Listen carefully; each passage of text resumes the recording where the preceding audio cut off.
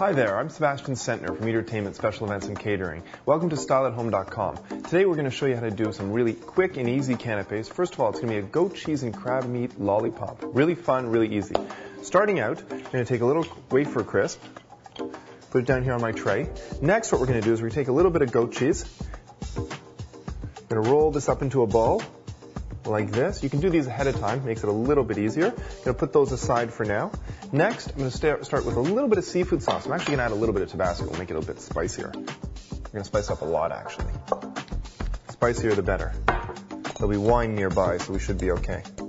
So we're going to put a little bit of the cocktail sauce right there on the wafer. Then I'm going to add a little bit of this crab meat. You can use either some fresh crab meat or canned crab meat. Either one will do fine. A little bit on the tray, just like that. There we go. Finish it off with our goat cheese ball. Press it on nice and tight. Then I'm going to use a skewer. Skewer it like that. There you go. Savory lollipops, perfect. People will love them. And we'll show you a great way to present them later on. Okay, so what I'm going to do now for you is a spicy chipotle pepper cream cheese canape. Sort of like a cream cheese on a cracker, but it's my version. It's a bit more interesting, it's a bit spicier, and it's lots of fun. So here we go. Starting out with our Melba toast. There's a little Melba rounds. You can use whole wheat, you can use regular, it doesn't really matter. So I'll just put that there for now. And to make the chipotle cream cheese, I'm starting out with some plain cream cheese. I'll drop that into the bowl there. Then I'm going to add a little bit. Oh, you know what? The hell with it. I'm going to add a lot of chipotle pepper. This is really good. These are spicy. These are great. Really flavorful. Oh, you can smell the spice in this. Good. No need to add Tabasco to this one. Then we're also going to add some raisins. This is kind of interesting because it gives us some texture. Gives a little bit of a sweet flavor too. Okay, now we're going to mix this all up.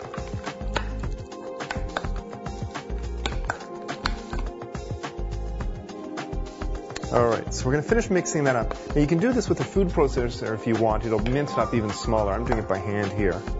Okay, so it's all nice and mixed up there. Now to put it on the toast, we can't put it on like that. So I'm going to show you a little trick of the trade. This is how we do it at the events to make it look so fantastic. So we're going to start out, let's take a spoonful like this. What I'm going to do is with a second spoon, I'm basically going to go from spoon to spoon to spoon. Then when it goes on the canapé, there you go. Look at the presentation of that. It looks like a pyramid.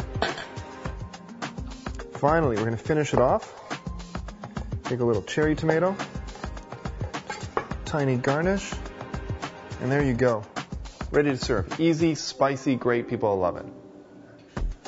Okay, so our next canapé is a great one. Everyone loves the Caesar salad. We're going to show you today how to miniaturize it and make it into the canapé that wows everybody.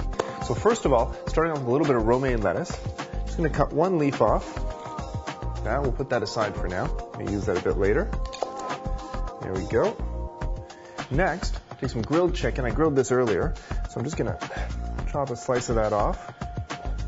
Dice it up. Dice it up again, watching my fingers.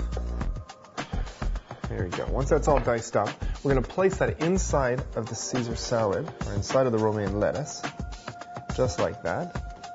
Then we're going to finish it off with a little dollop of Caesar salad dressing. Now you can use a store-bought one. I make my own because I have all this free time on my hands, but you can make your own.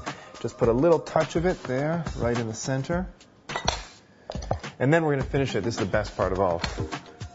A little bit of freshly ground Parmesan. So you can never put too much Parmesan on anything. Perfect. It's like a Caesar salad, but it's a single bite. People are going to love it. The grilled chicken, everything works perfectly together, and I'm sure your guests are going to be coming back for more. Fantastic. So when you think of canapes, you right away think savory, but it doesn't always have to be the case. This is a great canape I think you're going to love. It's a perfect way to end the evening. It's a sweet canape. So you start out with some New York cheesecake. You can either use a store-bought one or you can make your own. So I'm just going to chop little squares out of it. We're going to start with one square. Keep that for later, make a few more. Next, I have some breadcrumbs and a little bit of brown sugar. We're going to take the brown sugar, mix it in with the breadcrumbs. Oh, let's add a little bit more there. Mix that all together. Perfect. Now what we're going to do, I'm going to take a plate out here.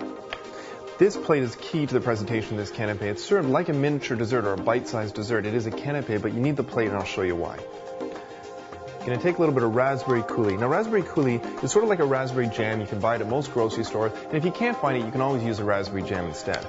Try a strawberry jam, a blueberry jam, even a mango jam I've done once. It's fantastic. So I'll put a little dollop there right in the middle.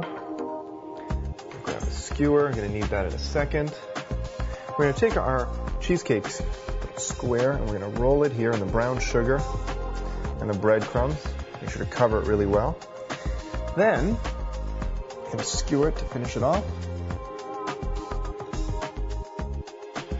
And voila, you've got a perfect way to end the evening. A single bite, sweet canapé, something people are definitely going to love, and a great way to end the segment. Thanks very much. I'm Sebastien Centner, and thanks for visiting StyleAtHome.com.